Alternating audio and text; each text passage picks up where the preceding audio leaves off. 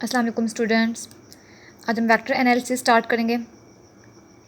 Vector analysis में सबसे पहले हमारे पास है वेक्टर ए गिवन है। हमें देखना है कि आपका वेक्टर हमारे पास गिवन हो तो उसका हमने यूनिट वेक्टर या मैग्नीट्यूड फाइंड आउट करना हो या उसके पैरेलल वेक्टर्स फाइंड आउट करना हो तो हमने कैसे फाइंड आउट करने हैं।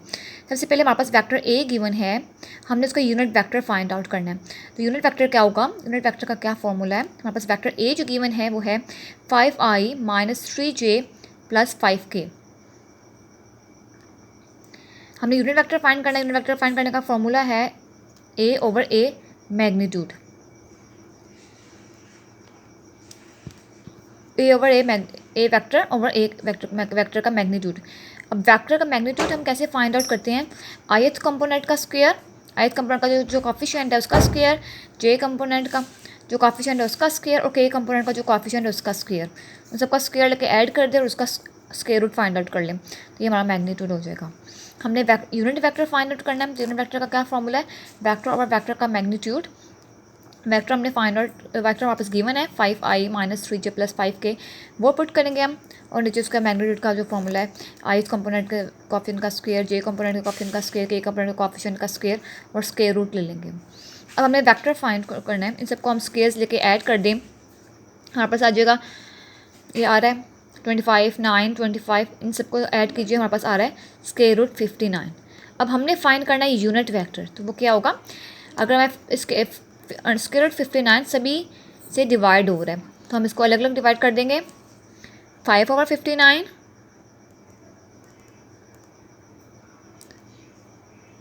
3/59 एंड 5/59।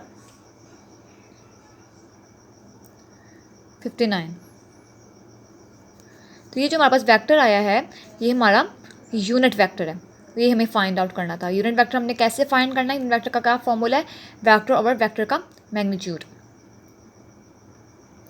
फर्दर है हमारे पास, अगर हमारे पास एक वेक्टर गिवन है जिसका मैग्नीट्यूड हमें गिवन हो और हमने उसके पैरेलल वेक्टर फाइंड आउट करना है। अगर ऐसा है कि हमारे पास हमें कहा गया है कि आप ऐसा वेक्टर फाइंड आउट कीजिए जो कि पैरेलल, जिसका मैग्नीट्यूड गिवन है और इसके अलावा एक और वेक्टर गिवन हो जो कि बताया गया हो कि उसके पैरेलल है।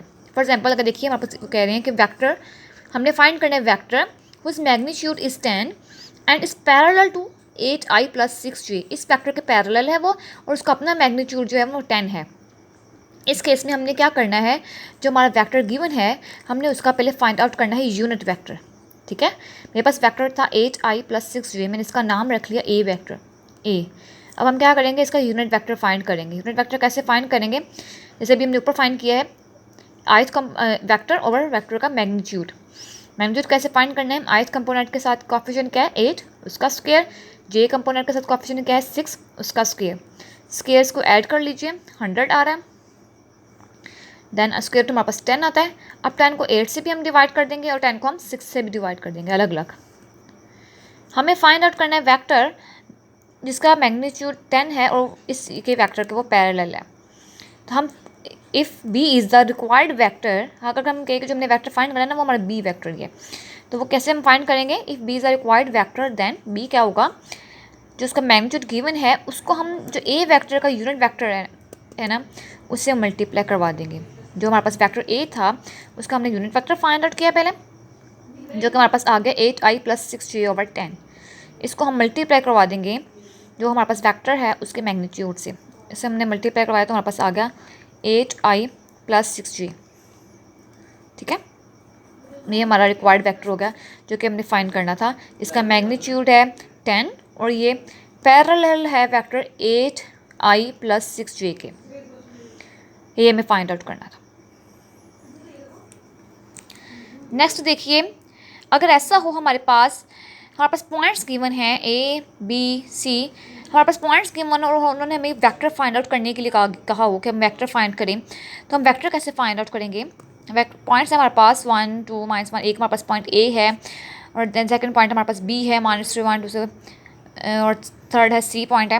हमें कहा गया कि वेक्टर A B फाइंड करना है, हमने A B फाइंड करना है वेक्टर। ए बी को हम कैसे लिखेंगे, ए बी को हम लिख सकते हैं ओ बी माइनस ओ ए।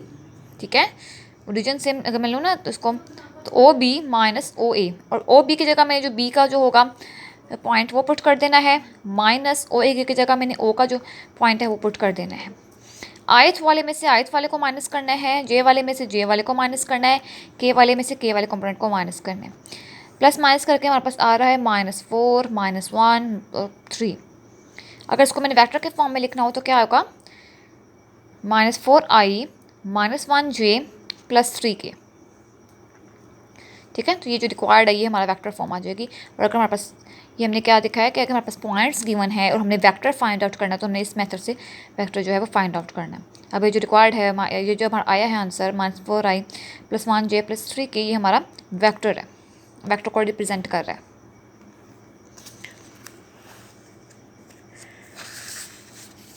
नेक्स्ट क्वेश्चन हम करते हैं।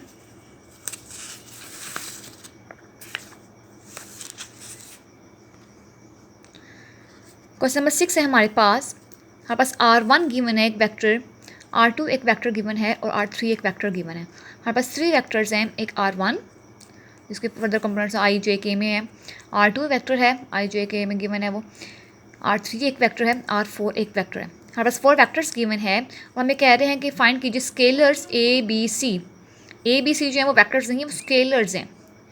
ठीक है, इनके वो i j k के फॉर्म में नहीं है। उसका ABC हमने फाइंड करना है सच दैट ये हमारे पास गिवन है R4 equal AR1 plus BR2 plus CR3, ये हमारे पास गिवन है। ठीक है, R4 R1 R2 R3 ये हमारी वैल्यूज़ भी हमारे पास गिवन है। हम क्या करेंगे, इस स्टेटमेंट में जो ये हमारे पास जो गिवन है, ये इक्वेशन गिवन है ना, स्टेटमेंट नहीं बल्कि इक्वेशन, R4 की वैल्यू पुट करनी है हमने, R4 की वैल्यू ये पुट की, A as it is R1 की वैल्यू पुट की, B as it is R2 की वैल्यू पुट की, C as it is R3 की वैल्यू पुट कर दी। ठीक है, हमने क्या किया, हमारे पास इक्वेशन गिवन थी R4 इक्वल है AR1 plus BR2 plus CR3। मैंने R4 की वैल्यू पुट कर दी, R1 की वैल्यू पुट कर दी, R2 की वैल्यू पुट कर दी और R3 की वैल्यू पुट कर दी। अब ये A है, A जो है इन सबसे मल्टीप्लाई हो रहा है, A इन सबसे मल्टीप्लाई होगा, B इन सबसे मल्टीप्लाई होगा अंदर और C भी सभी से मल्टीप्लाई हो जाएगा। अब देखिए अगर मैं ith वाले कंपोनेंट्स लूँ सभी के, तो यहाँ से मेरे पास आ जाएगा 2A, यहाँ से मेरे पास आ जाएगा B और यहाँ से आ जाएगा -2C। ये सभी ith वाले कंपोनेंट बन गए। अब J वाले लेते हैं, यहाँ से लूँ तो -A plus 3B plus C, ये हमारे पास J के बन गए। अगर मैं K के लूँ, A -2B -3C, तो ये हमारे पास K के बन गए। अब ये I J K जो है ये भी हम ये वेक्टर को रिप्रेजेंट कर रहे हैं और यहाँ पर अगेन हमारे पास लेफ्ट हैंड साइड पर भी वेक्टर गिवन है। अब दोनों साइड पे वेक्टर है तो मैं दोनों को इक्वेट कर सकती हूँ। अगर मैं इक्वेट करूँ कोएफिशिएंट्स को I J K के, equating coefficients of I J K we get, देखिए ज़रा, ये 2A plus B -2C ith के कोएफिशिएंट है, तो यहाँ से I का जो कोएफिशिएंट है वो 3 है। अगर मैं यहाँ देखूँ तो यहाँ मेरे पास J के जो कोएफिशिएंट है -A plus 3B plus C और यहाँ से जो है J का है वो 2 है। सेकेंड इक्वेशन बन गई। यहाँ इसको ith वालों को इक्वेट करें बोथ राइट और लेफ्ट साइड पे, तो हमारे पास इक्वेशन नंबर 1 बनती है। J वालों को बोथ साइड्स इक्वेट कर लें, जो J वालों को इक्वेट करें तो हमारे पास सेकेंड इक्वेशन बनती है। इसी तरह हम C वालों को यानी कि A -2B -3C को इक्वेट करते हैं, इक्वल लिखते हैं 5 के, तो ये हमारे पास थर्ड इक्वेशन बन जाती है। हमारे पास 3 हमारे पास इक्वेशंस आ गई हैं और हमें A B C unknowns find out करने हैं।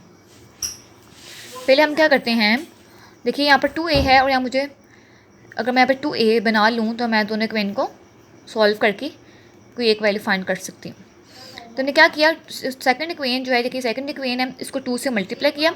अगर मैं सेकंड इक्वेशन को 2 से मल्टीप्लाई करूँ तो ये आता है मेरे पास -2A plus 6B plus 2C is equal 4। ये हमारे पास फोर्थ इक्वेशन बन जाती है। फिर हम फर्स्ट और फोर्थ को अगर ऐड करें, ऐड क्यों किया हमने कि फर्स्ट का जो कोएफिशिएंट है वो A का जो इसका 2A और ये 2A इक्वल है, यहाँ पर साइन प्लस है, यहाँ पर माइनस है, ऑपोजिट साइन हो तो हम ऐड करते होते हैं, अगर सेम साइन होगा तो हम सब्ट्रैक्ट करेंगे। मैंने दोनों को ऐड किया तो यहाँ से मेरे पास B की वैल्यू आ जाएगी 1। ठीक है, इसी तरह ही अगर मैं इसी इक्वेशन को ही जो मेरी सेकंड इक्वेशन थी उसको मैं 3 से मल्टीप्लाई करवा दूँ तो आता है -3A plus 9B plus 3C is equal 6। ये मेरी इक्वेशन नंबर 5 बन जाती है। फिर 5 और थर्ड को ऐड किया ताकि एक और वैल्यू हम फाइंड आउट कर सकें। थर्ड और 5 को ऐड किया है तो हमारे पास आती है वैल्यू बी की। हाँ, बिकॉज थर्ड को और 5th को सॉल्व किया तो हमारे पास आता है -2a + 7b = 11। और ए बी की वैल्यू तो हमने पहले फाइंड कर ली हुई है ना, तो मैं इसमें बी की वैल्यू पुट कर दूँगी। ठीक है, अगर मैं इसमें बी की वैल्यू पुट करूँ तो ये देखिए मैंने पुट किया -2a + 7b = 11। ये प्लस से हमारे माइनस हो जाएगा, तो यहाँ से ए की वैल्यू हमारे पास आ जाएगी -2। अब हमारे पास ए भी आ चुका है, बी की वैल्यू भी आ चुकी है, तो हम ए और बी की वैल्यू को जिस मर्जी क्वीन में पुट कर दे तो हमारे पास सी की वैल्यू भी आ जाएगी। ठीक है, हमारे पास 2 अननोन्स की वैल्यू फाइंड हो गई हैं। अब हमारी मर्जी है, इसको हमने 1 में पुट करना है, 2 में पुट करना है या 3 में पुट करना है। मैंने इसको पुट किया है, मैंने ए और बी दोनों की वैल्यूज़ को पुट किया है इक्वेशन नंबर 1 में। इक्वेशन नंबर 1 थी मेरे पास 2a + b - 2c = 3। ए की वैल्यू पुट की -2, बी की वैल्यू पुट की 1। ये सॉल्व करें इनको तो यहाँ से हमारे पास सी की वैल्यू आ जाती है -3। ये जो हमने फाइंड आउट करने थे। अब हमारे पास ए की वैल्यू भी आ चुकी है, बी की और सी, ये हमने फाइंड आउट करने थे। नेक्स्ट देखिए, नेक्स्ट क्वेश्चन है हमारे पास, हमने वो कह रहे हैं कि right vector equation of a line passing through a. एक पॉइंट गिवन है हमारे पास वेक्टर के फॉर्म में, वो कह रहे हैं आप ऐसी वेक्टर इक्वेशन राइट कीजिए जो कि इस वेक्टर में पास कर रही है and parallel to b. Then आपने फाइंड करना है कि वेदर द पॉइंट जो पॉइंट गिवन है ये उसमें लाई कर रहा है या नहीं कर रहा। ठीक है, अब जो एक वेक्टर इक्वेशन होती है, the vector equation of the line through this A, vector equation of line आपने याद रखना है, ए के थ्रू पास हो रही है और पैरेलल टू बी है तो वो होगा r = a, कि इसमें से पास थ्रू इस दिस प्लस t, और पैरेलल टू बी है तो इसलिए b आ जाएगा। तो वेक्टर इक्वेशन क्या है हमारे पास, r = a + tb। अब मैंने चेक करना है कि b जो है वो इसको इस लाई कर रहा है या नहीं कर रहा है इसमें। उसके लिए आपने क्या करना है, r की जगह पुट कर देना है b को। अभी r है ना, मैंने यहाँ पुट कर दिया b, 4a - 3b/5, a as it is, t as it is, b as it is. अगर तो b इसमें लाइक करेगा तो b को मस्ट सेटिस्फाई करना चाहिए 1 को। ठीक है, अगर कोई पॉइंट 1 को सेटिस्फाई करेगा देन वो उस पर लाई कर रहा होगा, अगर उसको सेटिस्फाई नहीं करेगा तो वो उसको लाई नहीं कर रहा। ये हमें कैसे चेक करना है, 4a - 3b/5 है, मैं इसको अलग अलग करके लिखूँ तो 4/5a - 3/5b बनता है। ठीक है, हमें दोनों तरफ के कोएफिशिएंट्स देखने हैं a और b के। पहले मैं a के कोएफिशिएंट देखती हूँ। a का कोएफिशिएंट देखिए यहाँ पर तो 1 है, बट यहाँ पर 4/5 है, सेम नहीं है ना, तो इट्स मीन कि ये जो पॉइंट जो है बी ये हमारा इस पर लाइन नहीं कर रहा। बट अगर यहाँ पर बी यहाँ पर भी 4/5 होता, यहाँ पर भी 1 ही होता, यहाँ पर 1 अगर होता तो यहाँ पर ए का कोएफिशिएंट 1 है, यहाँ पर बी का कोएफिशिएंट 1 है, दोनों सेम होंगे तो हम कहेंगे कि हमारा जो पॉइंट है वो इस इक्वेशन में लाइक कर रहा है। ठीक है, पॉइंट कब लाइक करेगा, जब वो इस इक्वेशन को सेटिस्फाई करेगा, r = a + tb। जो भी पॉइंट इस इक्वेशन को सेटिस्फाई कर रहा होगा देन वो पॉइंट उस लाइन पे लाई करेगा। और इसको सेटिस्फाई करने के लिए ए के बहुत सारे कोएफिशिएंट सेम होने चाहिए और बी के भी बहुत सारे कोएफिशिएंट सेम होने चाहिए, बट यहाँ पर ए का सेम नहीं है coefficient, so the point b does not lie on the given line.